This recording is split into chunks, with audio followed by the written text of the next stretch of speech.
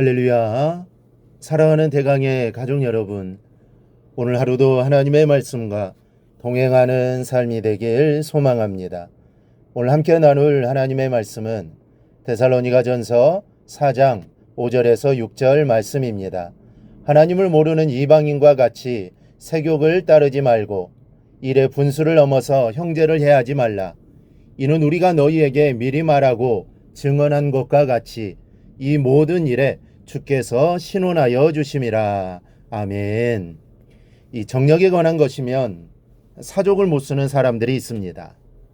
이 개구리를 잡는 것은 불법이라서 요즘은 이 식용 개구리를 판매하는 곳도 있습니다. 이 자라나 사슴피는 제법 점잖은 편에 속하고 이 군뱅이와 지렁이, 심지어는 법률로 금지되어 있는 야생 동물을 잡아 술을 담가 먹거나 또 피를 마시고 또 고기를 먹으려는 사람들로 겨울철 산과들이 소람스럽습니다. 이 고라니나 오소리 또 너구리 같은 야생동물의 피를 마시고 기생충에 감염되어 병원 신세를 지는 사람이 적지 않습니다. 이 뱀을 잡는 것은 불법이라고는 하지만 여전히 뱀을 잡는 사람들이 있습니다. 우리가 생각해 볼 것은 이 모든 게 건강을 위한 이유가 아니라는 것입니다. 할 수만 있다면 우리는 건강해야 합니다. 하지만 그 건강을 넘어서는 게 문제입니다. 또한 거기서 만족하지 못하는 것이 문제입니다.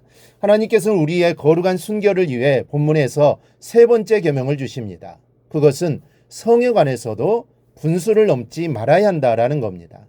6절은 분명하게 이 일에 관하여 분수를 넘지 말 것을 말씀하고 있습니다. 그런데 문제는 그 분수가 어디까지를 말하는 것이냐는 것인데, 하나님께 짝지어 주신 나의 아내와 내 남편이 내 분수의 선입니다. 그 이상은 내 것이 아닙니다. 내 것이 아니므로 그 이상의 것을 생각하는 것은 도적질이요, 강도질이요, 더 나아가면 살인에 해당합니다. 십계명을 보면 간음하지 말라고 하십니다. 이 말은 여인을 보고 음욕을 품는 것이 이미 간음한 거다라고 하셨습니다. 그러니 우리는 늘 조심하고 또 조심해야 합니다. 우리가 살고 있는 이 사회는 이미 이 분수의 선을 깨어버린 지 오래되었습니다. 경제적으로 살림이 나아지면서 가장 먼저 눈을 뜨게 된 것이 희한하게도 이 성에 관한 자유입니다. 성에 관련된 물품도 넘쳐나고 있습니다. 오늘 우리들은 성이 목적이 되는 세상 속에서 살고 있는 겁니다. 이 상상만 해도 끔찍한 것은 사실 내가 하나님께 정해주신 분수의 선을 넘는 것이 바로 내 자녀들을 망치는 길이 된다라는 것입니다. 내가 다른 사람의 가정의 담을 무너뜨리는 것이 내 가정의 담도 무너뜨리는 것임을 잊지 말아야 합니다. 때문에 크리스천들은 하나님께 정해주신 이 분수의 선을 지켜야 합니다. 그래야 거룩한 순결 속에서 꽃이 피는 행복한 미래를 볼 수 있게 됩니다. 이 본문에서는 이 분수의 선을 지키는 두 가지 길을 말씀합니다. 첫째는 세욕을 쫓지 말라는 겁니다. 5절을 보면 하나님을 모르는 이방인과 같이 세욕을 따르지 말고, 여기서 세욕에 해당하는 헬라어는 파도스인데 격렬한 감정이나 억제할 수 없는 욕구를 말합니다. 그럼 불 앞의 기름과 같은 것이 우리 안에 있는 성에 관한 본능입니다. 그 본능을 쫓아가기 시작하면 불에 기름을 붓는 것과 같아서 나 스스로 절제할 수가 없게 됩니다. 그러므로 내 마음으로 세욕을 쫓지 않게 하는 것이 중요합니다. 세욕을 경계하는 마음을 놓는 순간 이미 우리는 범죄 안에 들어와 있는 겁니다. 그래서 욥은 이렇게 말합니다. 내가 내 눈과 약속하였나니 어찌 처녀에게 주목하랴. 욥의 이 말은 하나님께 자신에게 주신 아내 이외에 다른 여자들을 다른 마음을 품고 쳐다보지 않았다는 말입니다. 그리고 음행을 범치 않기 위해 자기의 눈과 약속을 했다는 겁니다. 그렇다면 욥은 자신의 도덕적 의를 강조하면서 자신이 안목의 정욕에 빠지지 않았음을 강조하는 것일까요? 그것은 인간이 범하는 모든 죄가 대부분 안목의 정욕에서 비롯되기 때문입니다. 사실 인간이 외부로부터 유혹을 받는 가장 첫 번째 관문은 눈입니다.